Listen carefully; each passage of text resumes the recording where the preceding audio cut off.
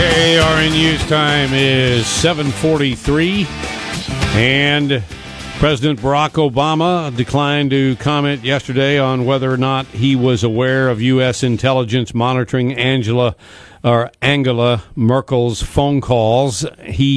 A spokesman for the president said yesterday that he was unaware of this, although it's been going on for 5 years. Meanwhile, others are saying the president should stop apologizing for the NSA because it has saved thousands of lives through its spy program. That from U.S. Representative Peter King.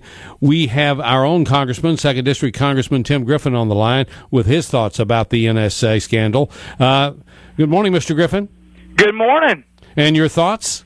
Well, first and foremost, I don't doubt that we have been some degree safer. I don't think, there are differing accounts of what this program has resulted in terms of catching folks. But the question that you have to answer first, in my view, and I think many would agree with this, it's whether it's constitutional. And I believe that, this all goes back to a case I've mentioned before, Smith v. Maryland, and there is a good case to be made based on the law as it currently stands that it's constitutional. But I disagree with the old Smith v. Maryland case from 1979 that a lot of this is based on. And I think if the U.S. Supreme Court reviews this again in the current context, with the current technology, I think there's a good chance that they will find it unconstitutional. The idea that you don't have any expectation of privacy in your home as to who you call, I think is just ludicrous. I think that if we all knew that everybody we called from our house was going to be posted on a website immediately or on Twitter immediately, we might not call certain people, right? I mean, there is an expectation of privacy. So I think on the constitutional side of things, I think that the court will take another look at this, the whole Fourth Amendment question, because what I'm mostly concerned about are citizens. As it relates to foreign leaders, we've got to get some more facts there, but countries spy on countries, and we'll have to figure out what the details are there. What bothers me about the foreign episode is that the president says he didn't know anything about it. On the IRS scandal, he said he didn't know anything about it. Obamacare website nightmare, he didn't know anything about it. The fact that people can't keep their insurance, well, he didn't know anything about that.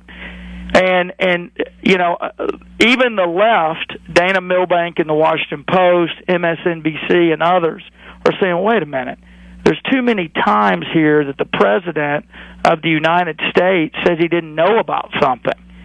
And if we're spying on a foreign leader, the President of the United States ought to know about it. So I think those are the questions that are most troubling for me is who's overseeing the NSA? Congress clearly, but we've got to have an engaged president on this. Does he have plausible deniability? Yesterday, his aide said that he was not aware of it, and it's been going on for 5 years. And then in an interview with ABC News Univision, he declined to comment on whether he was aware of U.S. intelligence operations of listening in on world leaders. Well, the question is, should he have known? Not necessarily whether he knew, but should he have known? Should a president of the United States know that type of thing? And again, I won't get into details of things that are best kept classified, but countries spy on countries, and the details of this we'll have to find out. But look, I think the president ought to know if we are spying on one of the most powerful world leaders in the world and an ally. I think you ought to know that. So it's going to be, it'll be, as you know, the first story that comes out on things like this never has all the facts. Usually takes a week or longer, sometimes months, to get the full picture. And we'll see. But I tell you, when it comes to the Fourth Amendment, when it comes to the NSA, when it comes to collecting records, my greatest concern is not with foreigners. but with American citizens, and the rights that they have to have information like that private. And I think this is a debate we need to have as a country. I think the founders would be totally outraged to think that private information, like who you call from your home, is somehow not subject to a warrant. Somehow the government can just collect all of that at will.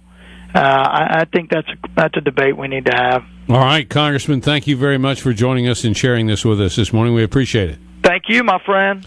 Congressman Tim Griffin, 2nd District U.S. Congressman, commenting on the NSA problems, I guess you could say, with spying on world leaders. KARN News Time 7.